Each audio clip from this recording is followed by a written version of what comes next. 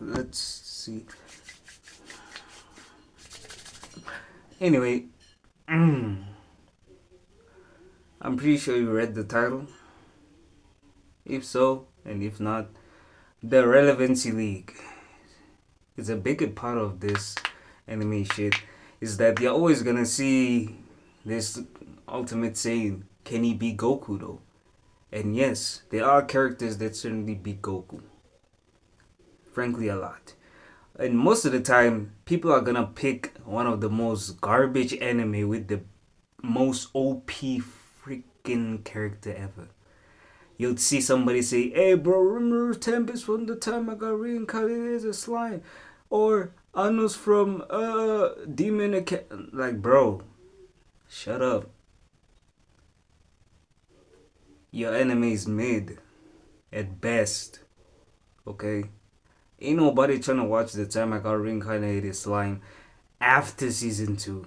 Not even after season 2, after season 1. Season 1 was basically the peak ending for the freaking anime. Nothing more, nothing less. After going past that, everything is just garbage, being honest. Like, I remember when I was like, when was it? Like 2020, before lockdown. Yeah, before the lockdown 2020. I used to enjoy watching The Time I Got Reincarnated as Slime. Rimuru was my favorite character there. There are also the god, not yeah, were they goblins? Yeah, the goblins and the orcs that pulled up and started becoming part of Rimuru's legion. I was like, yeah, it's pretty good. It's pretty good. Then I actually got out of the, you know, thought process of me saying that, yeah, I really want to watch that and things of that nature. Then I started being like, damn, this bro is just overpowered with zero character development anymore. He's mid at best. Like, and I only saw it later on in 2022 or 2020. Was it 2022 or 2023 when everybody was doing those power scaling videos about, hey, is this character stronger than that character? That's it, done so, done so. I was like, yeah, it's good. Then I see the Goku ones. I'm like, Goku is being beaten by. Then I'm like, who the hell are these people? Like, being honest, I said, who the hell are these niggas? But you know, I was like, who the hell are these folks on my screen? Who's Anos? Who's Hajun? Being honest, nobody really knows who's Hajun unless you're one of those anime YouTubers who cover anime things and give their input upon certain characters, so they have to deep dive and things of that nature. But to each their own. That's another video on its own. But I was like, who the hell is Anos? Who's Hajin? Who's this? Who's that? I was like, and then about the people, I started learning about new animes, about this other anime, about this other guy with the scars here and things of that. I was like, he's bro, like the power scaling there is just like, yeah, they strong, but the story is bare minimum just for 12-year-old fucking preteens who don't understand the concept of a good story. Just like, oh my god, Classroom of the Elite is hot garbage. But then, oh my god, that thing is just hot garbage. I'm gonna make a separate video about Classroom of the Elite dick riders, but to each their own. Yeah, and then the Relevancy League started becoming popular on TikTok because I just saw a post about them doing some dumb shit like, "Hey bro, we solo Goku." Give, bro, it was like that potential man template of zero feats, zero relevancy, zero plot, 7 times they could beat Goku, whatever. That's it. I think that's the only claim to the relevancy is just they can beat Goku. Other than that, the story is just hot mid at best.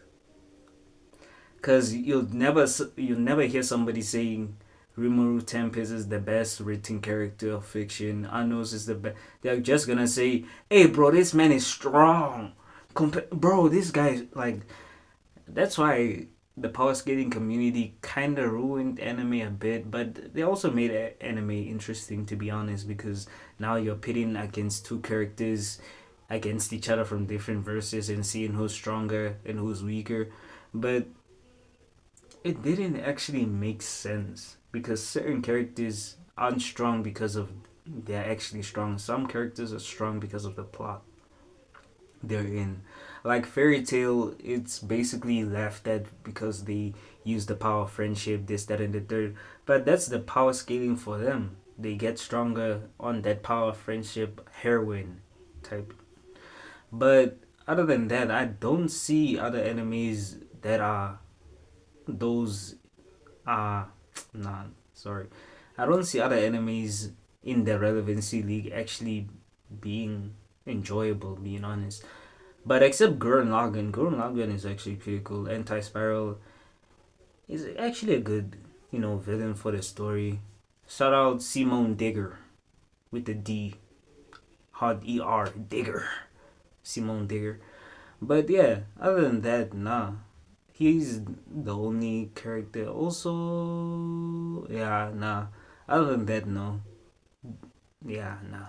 Trying to see and think about other characters in the Relevancy League that are actually relevant and not a freaking what you call it, a catalyst and a rod to just say they beat Goku. End of story. Cause bro, bro, there's a lot of characters. Yes, they beat Goku. Goku isn't the poster boy of the strongest enemy character of all existence. He's the poster boy of the enemy that inspired other anime to do different. Astro Boy is a popular anime that also inspired other anime. Dragon Ball Z is also a influential anime that inspired a lot of anime to grow and do their things. And also it gives you life lessons and things like that. And animes with just the strongest OP character MC, he can clap his hands, the whole universe explodes, or he can snap his fingers, he can create a new universe. Most of the time, the story is just boring, to be honest. It's just mid at best. Again, I can't stress this anymore by saying that this is just it's just like enjoyable for teens, and that's the purpose of it. That's the purpose of most of the time those videos or those enemies with the characters that are stronger than Goku is just for enjoyability. Other than that, it nah. You just have to just switch off your brain and just enjoy the series. Yes, you might forget the names of some characters. Let me just say 98% of the characters you might forget them, not might, you will forget them. But yeah, they're just there for placeholders to be they're stronger than Goku. They can beat Goku. They can beat 100 Gokus merged together, Goku composite or something. But other than that, their story is just mid at best. Damn, I like saying mid at best because that's what I'm saying. Like that's the only rating I can be. Cause I'm not being harsh by saying that it's total garbage and trash, but it doesn't have anything else. No substance, no nothing. It just has an overpowered MC who can literally do anything they can with the snap of their finger, which is not gonna prolong the story in its entirety. It's just gonna bring people to watch the series just because of power scalers and power scaling in the verse and outside verses so they can just pin against each other and fight other characters, which is like the best fantasy for 12-year-olds or teenagers or men childs to just say, hey, my character can beat this guy because of the hack's abilities, the strength, whatever. Other than that, nah. But hey, the Relevancy League does serve a purpose. They can beat Goku though. I guess they can beat Goku. But yeah, that's the only relevance they have. But some I hope that this doesn't continue anymore because we don't need a character to just be strong without them having to represent something else. Goku doesn't represent the strongest. He's not even the top 10 strongest in his universe. Not even. I think he's top 20, maybe 20. Yeah, maybe 20. He's in the top 20 though. But he's not the representation of the strongest. He's the representation of hope, the hope of the universe. That's it. And yeah, other than that, that's it. The Relevancy League is doomed to fail in every terms of writing. But hey, it's good for power scalers. So yeah, deuces.